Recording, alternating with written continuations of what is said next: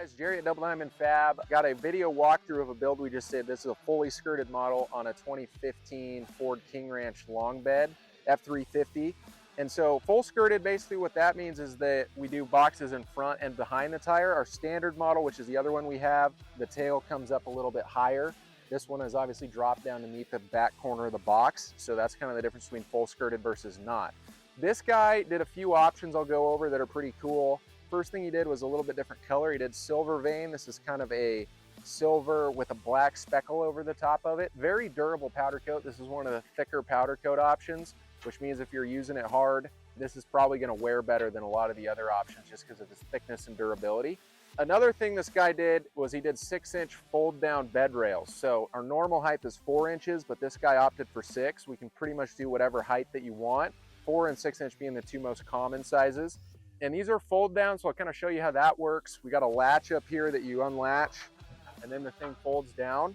They're also removable, so these bullet hinges, I can just slide this thing forward and this entire side rail comes off. But kind of nice if you're doing any forklift loading or anything from the side.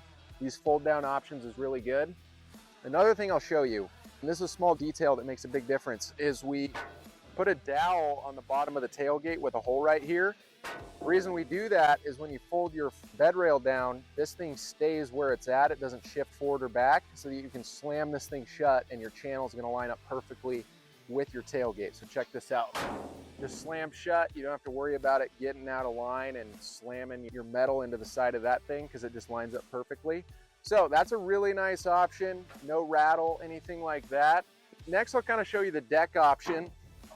So this guy opted for a steel deck. We got 3 options. You can do steel, wood, or Trex. Kind of do a 30% split on all 3 options. We did 3 inset D-rings per side. Nice thing about these is they are inset into the deck, meaning that you can slide stuff across here. It doesn't hang up. The other thing is that we put these really nice rubber bumpers so that this doesn't rattle. It's just hitting against rubber. This is really nice when you're strapping stuff by yourself because you can just hook your strap like this and it'll just lay there.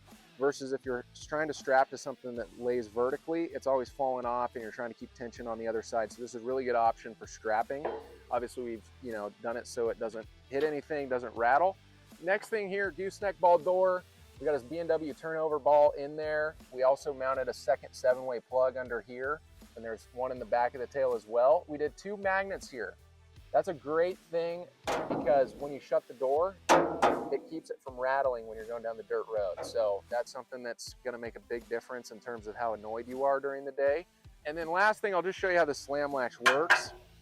So these are really heavy duty weld-on slam latches. We also got an aluminum striker plate here. So when you slam it, it just hits the aluminum. It doesn't actually bang up your powder coat. So that's a nice touch that keeps it from wearing out. You can obviously replace this if needed. Fuel and def connections, got the step right here to get up onto the deck. And then last thing, we actually welded a little receiver on his headache rack so he can put this light duty winch so he can winch deer, elk, broke down 4-wheelers, whatever he needs onto the deck. And we reinforced the back there so he can really put some torque on that thing and it's not gonna go anywhere. So that kind of covers this build. Big thanks to Sam Griffin Construction in Prineville, Oregon for putting the order in with us.